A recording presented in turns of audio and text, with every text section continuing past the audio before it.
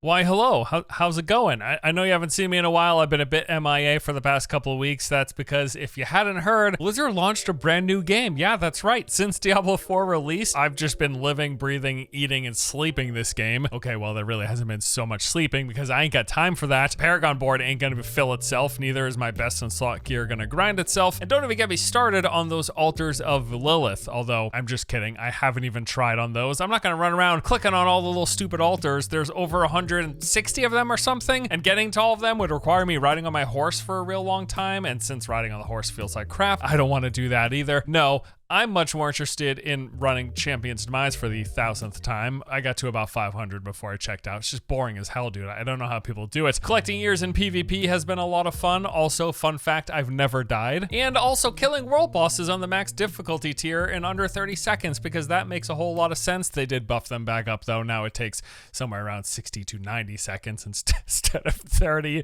And then also, I got myself all the way to about level 80 on my sorceress in just a couple of days of hardcore grinding before deciding to re-roll as a druid, because yes, I am in fact certifiably crazy. Anyway, today I'm here because I want to share some updated opinions, suggestions, and thoughts on the game. There's a lot of new and updated critiques here basically after spending the past week and a half playing, and although this video is going to be focused on critiques and things that I would like to see improved upon, don't get it twisted. Overall, I love Diablo 4, like hands down. This is my favorite game so far of the year. I've just been having an absolute blast, and I definitely foresee myself playing now straight through to season 1, although admittedly I will be playing at a slower clip because so far, yes, I have gone a wee bit overboard. I think the game's great. I've been having an absolute blast. I already totally think it's worth the cost of admission, but there are some things for sure that I would like to see improved, changed, added upon, and or addressed in the current state of the game that I think would overall make for a much better gameplay experience. So let's talk about some of the things Diablo 4 needs to consider addressing from the perspective of an armchair YouTube developer. It's worth a lot, right? I know. Okay, so first off, speaking of that first season, maybe reconsider the Renown farm resetting. I gotta tell you, as much as I love the scale of the world, there's just a lot here to do and see. Absolutely massive play space, and as I'm going through for the very first time, discovering everything, unlocking everything, running dungeons for the first time, doing the side quest, engaging in the world, but the idea of starting it all from scratch and specifically having to refarm all of the Renown every season, that just sounds like way too much of a hassle. Like, as much as I'm enjoying it the first time through, I can't envision a full reset that my motivation to do that all from 0 to 100 again is going to be there. Frankly, it really almost makes me wish they hadn't gone with the full game reset of the seasonal structure while also having this massive open world and all this stuff in it. These things just feel a bit at odds with me, and I almost wish that maybe they tried something different where they tried to incorporate this idea of seasons by adding new content that freshens up the game, but also letting us keep a lot of the base version of the game cleared with the map uncovered and the renown that we have farmed, but maybe having seasonal elements in parts of the world or for specific types of content within the world, but not the entire overland map. You know what I'm saying? And I know ARPGs, they've always been about this. It's actually what's kept me coming back to Diablo 3 over the years, is because yes, it's fun to jump in to check out a new season, but that's fun for a few days to a week. It just makes me wish, this is probably also goes back to something that I've talked about in prior videos, where it seems like Diablo 4 in a lot of ways played it safe and doesn't quite have as much innovation as I wish they had pushed for. And I think this is probably one of those things where we could envision you've got this huge play space, massive open worlds, and yes, you still do seasons. Yes, you give us a reason to come back for fresh new things. You give us a reason to make new characters, but maybe that could be within portions of the game instead of the entire game space and clearing it all. I like this world. I like that I've cleared it, and I would like to have freshened content in seasons that didn't completely Thanos snap the whole map progress, especially the Renown farm, because it's really a slog. It feels like quite a bit of a slog. Next up, I do want to talk about how map progress resets within a season or within the current launch version of the game, but first, let us progress to a word from today's sponsor. If you're looking to get the most out of your Diablo 4 experience like I have been, why not consider getting a hardware upgrade, which conveniently is where the sponsor of today's video video comes in. Jawa.gg is a marketplace specifically tailored for gamers to buy and sell gear. From full-on pre-built gaming PCs to components and peripherals, you can find just about anything you're looking for. It's as simple as heading over to the website, typing in what you want in the search bar, and then browsing what other users have for sale. Alternatively, you could also filter through each individual category. Diablo 4 is a great looking game, and if you want to see it running on the highest settings but are in need of an upgrade, Jawa.gg probably has what you're looking for, be that a new GPU or a new custom gaming rig. I've been playing through Diablo 4 on my brand new PC that I got through Jawa. It has been fantastic. I got the game running on max. It looks good, runs smooth. Everything's been awesome. So if you'd like to learn more and check out Jawa.gg for yourself, go ahead and use my link in the video description below. Okay, so now let's go ahead and move on to talking about the map progress resets right now. If you make a second character, it feels like they should maybe have it so that your map progress would be shared across characters within the Eternal Realm, and then I would hope this would also apply to the seasons. Because right now, the way that it works is that any renown thresholds that you break within those 5-tier rewards, those will be reset if you make a new character. So in my particular instance, I played a lot. I got my sorcerer up to 80, and then I decided I want to try a new character. I'd like to level up a druid. So I make a druid and everything is reset. Now, it put me in the strange position where while playing on my sorceress, I had like roughly half or 3/4 of the renown completion finished for every single one of the 5 zones. But since I didn't want to play my sorc any longer, in order to unlock the full renown rewards to get all the way up to those paragon points at the end in that 5th tier, I basically had to start from scratch in every single portion of the game. It basically had me struggling with it where like, should I just play my sorceress even though I no longer want to, just to complete all of this renown grind? Or can I keep playing my new character, the one that I'm interested and motivated to play right now, keep playing my druid, but start from scratch in every single zone? Maybe there's a better balance that they can strike. Maybe at the very least,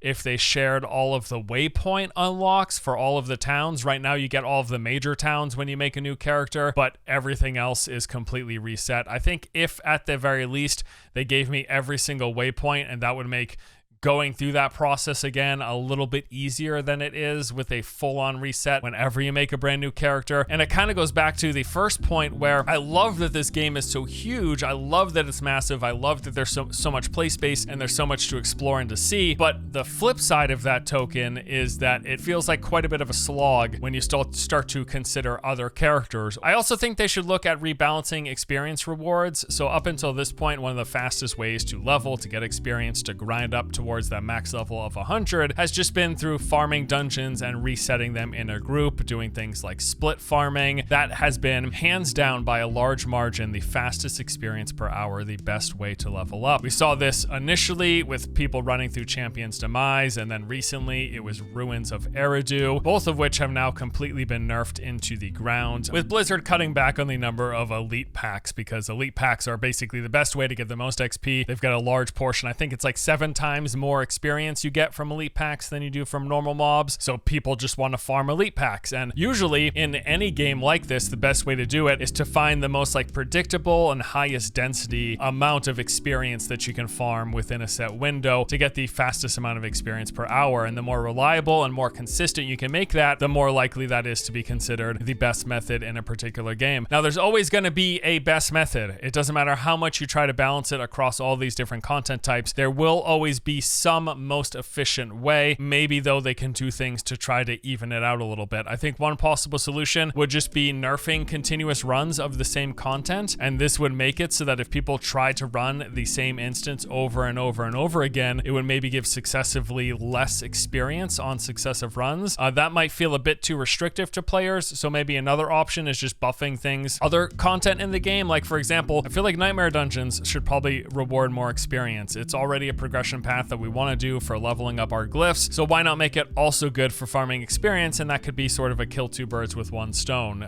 It's not like there isn't enough to grind in this game as is. You can remove some grinding by consolidating the character level grinding and the glyph upgrade grinding. That would be great. And then the overworld, like, I love this. It's a great space, but it feels like the worst place to go if you're trying to level up. So maybe some bonuses to experience while in the overworld. Maybe, hey, you know, they've done this before.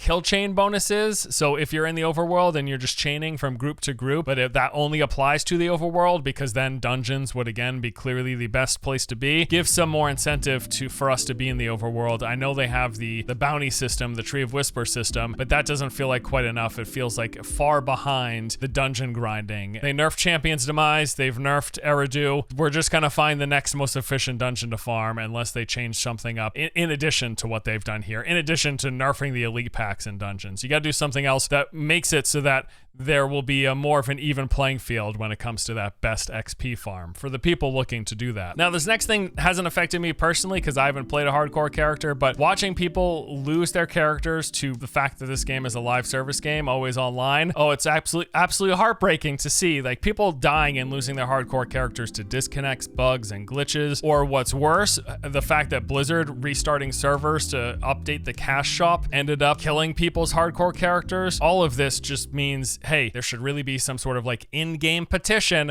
for people to get their hardcore characters revived if they died for any reason beyond just playing the game. This might just be one of the things like, hey, you sign up for this because this is an always online game. If there are server issues, if you run into bugs and glitches and your character dies, you're SOL. But, you know, I've seen like, you know, people have level 100 characters that die to bugs and glitches or server outages, and it just feels really crappy. It doesn't affect me personally, but I've got empathy for the people who it does affect. And maybe if this isn't something that Blizzard isn't already considering, they should consider. You got a live service, always online game. If people's characters die, not because they played poorly or misread an encounter, but because you updated the cash shop, maybe we should revive all of those characters. I think that'd be really good. The mount in this game feels really awkward between constantly getting hung up on things, various low-lying objects in the environment. Your mount all of a sudden will just stop if you slightly clip the side of a pathway that you're riding on, or the fact that they've got this, I don't know why, but if you don't know, the further away your mouse is from your mount, the faster your mount moves. Like, I kind of understand how that might translate to, like, you know, if you're playing on a gamepad and the further you push the joystick, the faster it goes. That makes sense. But with the mouse and keyboard, what? I don't like it, and they should get rid of it because it just makes it feel clunky. And before you realize that this is a thing, you just don't understand why the heck your mount is sometimes, when you hit the gallop button, going like a mile an hour and sometimes going at breakneck speed. And I didn't realize that for the longest time, and then I read it and I was like, what, this is a thing? Oh, it sucks. It's stupid. Get rid of that. I don't want my mount to go faster or slower depending on my mouse positioning to the mount. Just make my mount go max speed, and then when it gallops, make it go faster, okay? If I want to RP, give me an RP walk button or something. I don't need my mount to go slow at any point. The point of the mount is speed increase, max speed of the... Make the mount go max speed, please. I've also seen people complaining about the fact that the mount has a cooldown. I think as part of just like a game mechanics thing, it's okay that there's a cooldown when you dismount if you want there to be some time in between dismounting and mounting. I think particular though, the long cooldown when you get dismounted by enemy mobs, it's, I don't know, like 20 to 30 seconds. It feels super long. Get rid of that. It's already long enough just if you dismount on purpose. Now, here's some quality of life things that I would really, really love to see, and I think would be great additions to the game. Give us build templates and or loadouts. You know, they've already got a template system in place for cosmetics in the game. You can have all of these different cosmetic presets. Give me that for our skill tree, for our build, and for our Paragon board, please. That'd be super helpful. So for one, this could be if you want to play different types of specializations. So for example, on my Sorceress, I was playing Arc Lash, but maybe I wanted to try the Ice Shard build or the Fire War build, or maybe I want to try a Conjuration build. But then also, even if you want to play the same spec but have different variations, you know, so you'll have a variation of a build if you're doing speed clearing and you just want to be fast and quickly taking out things, AoE groups. You might have a single target spec. You might have a tanky spec for pushing nightmare dungeons. You might have a PvP spec. It would be great if we just had templates in the game instead of having to manually change these whenever we go through different content. Now, the early pre-launch concerns of respecing being prohibitively expensive, that hasn't come to bear. I haven't felt any issues if I wanted to change a few specs here and there. But they can totally still have the gold cost associated with respecking and have build templates and loadouts in the game, and just make it so that every time you swap loadouts, you take away some of our gold because you want that to be part of the gold sink. Although, let's be honest, with the gear system and gear upgrade and extracting and all of that stuff, there's some pretty big gold sinks in the game, in particular when you want to re-roll attributes. I mean, it's going up to the millions, many millions of gold just to try to get a new attribute roll. Like, you got a lot of gold sinks as is. I don't really know that the skill system, the builds, has to be a major part of that. It can still be a part of it, but it doesn't have to be a major part of it, because you're taking our gold. You're taking my gold, Blizzard, okay? Trust me, my gold is disappearing very quickly all the time. Why, oh why, is there a cap of 20 side quests? There's too many side quests already. There's a lot of them all over the place. Just let me have all the side quests. Why is there a cap? It's totally unnecessary. It's not like the game is constantly showing me the side quest. I have to click on it for it to be highlighted anyways, so just get rid of the limitation. It's really, really frustrating, honestly, especially as we're going through. I'm trying to do Renown in a natural manner as I'm doing things, as I'm doing Hell Tides, as I'm doing tree bounties.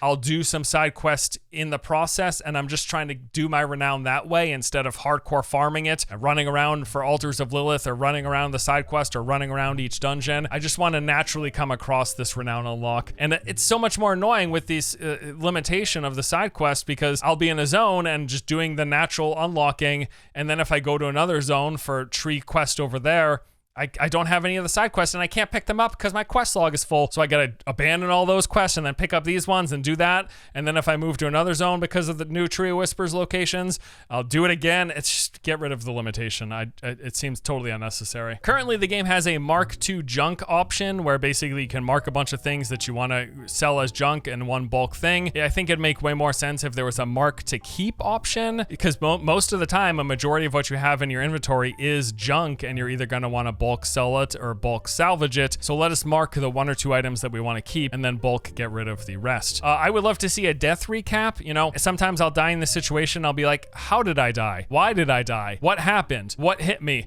How much damage did it do? Were there resistances and debuffs considered? Any sort of detailed recap here I think would be a great addition to the game. Along those same lines, we talked about this pre-release as well. I would also love to see an end of event recap for things like world boss fights or dungeon bosses or nightmare dungeons. Give me a little recap of highlights of information of what happened, how we did, how much damage we did. Just interesting stats you could throw in here, which I think would be great. This next one is a recurring request, and that is for a larger field of view. For the love of God, anytime I get on my mount, anytime I go to the Tree of Whispers and various other locations in the game, when that camera zooms back just a wee bit, I'm like, this is where my camera should be the whole time.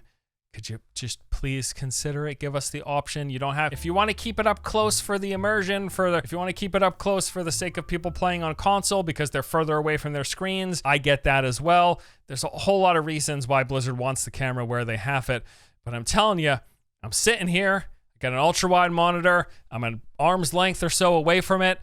I want that camera back just a little bit. It doesn't need to be massive, right? I don't need my character to be like a P on the screen, but somewhere between 10 to 20% more pulled back, I think would be great. And then finally, the last big thing is just so much quality of life when it comes to storage and the stash. For one, we absolutely need a larger shared stash. Trying to store alternate gear for different builds, for variations on my build, like I talked about earlier, for like speed clearing or for single target or for PvP, and then having to save the aspects because there's all these different roles and the various builds will have specific aspects that they want, and only half of the aspects are in the Codex of Power. So I need to hold on to my aspects, but they take up a lot of space. And then that doesn't even consider if you have more than one character. As it was just on my Sorceress, my stash was basically full. Then I made the Druid and I was like, my stash is full and at least half of it is for my Sorcerer. So what ended up happening as I continued to play the Druid and was like, hey, you know what? I love this. I'm having a great time. I think this is going to be my new main character. I got all the Sorcerer stuff taking up space. I need storage for my Druid.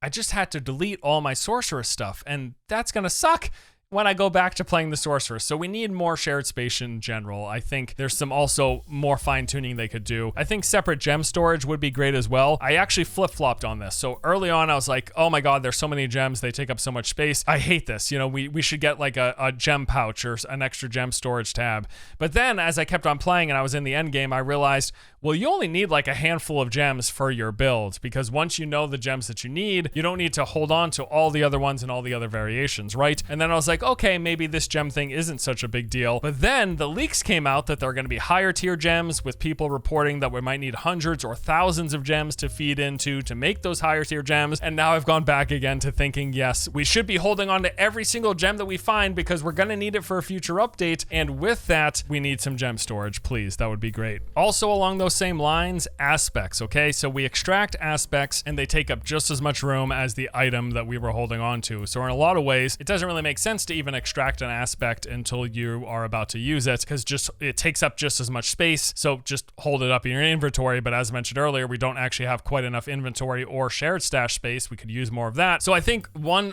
solution would be just take aspects and make it as part of the occultist UI. Like make it part of that menu when you interact with the occultist. Whenever you extract something, it just like goes into this hopper of things that you can use, rather than having it be an item that takes up even more space, another thing to fill our inventory. If not, hey, why not just increase the aspect inventory tab? Both the equipment and the consumables have 3 rows, but for some reason, aspects only has 2 rows. Why? Give us a 3rd row at least if you're not going to migrate it into the occultist UI. And then there's also the fact that like every single aspect of a type, be it like offensive or resource or mobility or utility, they all look the same. So when I break down a bunch of different offensive aspects, the icon is the exact same. I can't at a glance figure out what each one is, so I've got to mouse over each one of them individually. I had a whole stash in my shared stash filled up with all of these different offensive and other aspects for my sorceress, right? And then I made the druid, and I was also pulling up more aspects from there for the build that I needed. And when I put that all in the same stash, they all just mixed together. And I was like, you can figure it out, right? You can manually sort it, put like the sorcerer on top and the druid on the bottom. But even still, if I have like 10 different offensive aspects, every time, like if I need a new one because I get a new piece of gear, because we're constantly getting a new piece of gear and we need these aspects for builds to make the synergies work and everything. So every time, I got a new piece of gear, I need this particular offensive aspect for it. Which one of the 10 to 20 offensive aspects in my stash was that one? I don't remember, and I can't at a glance figure it out. So, nope, that's not it. Nope, that's not it. Nope, that's not it. Like, that's what you have to do every time. At a glance, there should be some better way of finding this. Or another option, and this would solve a lot of other problems, is if they gave us some sort of search functionality, some keyword search, instead of mousing over every single aspect or every single piece of gear when you're looking for something. Let us type in keywords that can filter things out. If we're looking for a specific stat or a specific word that we know is on the aspect, we could find it easily if we had a search function there. And then also, I think just some better sorting options, because right now there's only one type of sort, so they should give us the option to sort by rarity or armor type, or sort by class or power level, or sort so that all of the aspects are put next to each other by their particular name. There's a lot more quality of life and user experience improvements that I feel like they can make, and these would definitely be some of them. And then finally, after playing so much, I realized we could definitely use a loot filter, and I hope that is something that they consider as well. Whew, okay, so that I know was a long list of what sound like grievances, but really these are just things that I would love to see brought to the game, addressed with the game to make it better. A game that I already think is great, a game that I plan to play for the next several weeks up until the first season and into the first season. And if some of these things are addressed, maybe something that I continuously play for far longer. I think they've got a really great base here, but I do think there's a lot of things they could do to improve the game, and many more beyond the things that I touched on and addressed here. And maybe that's something, other issues that we cover in future videos. But that's pretty much going to do it for today's. Thank you guys for watching. Hope you enjoyed it. Let me know what you you think about any of these critiques. You know, I'm not a game developer, and there will be a lot of things that we discussed here that might go against some of Blizzard's philosophy with how they're designing the game, of why they made systems the way they did. But at least from my perspective, some of, if not all of these, have been major pain points in my play experience, and I would really love to see them consider addressing at least a portion of what we discussed here today. But that's going to do it for today's video. Thank you all, as always, for watching. Hope you enjoyed it, and I'll see you in the next one. Take it easy.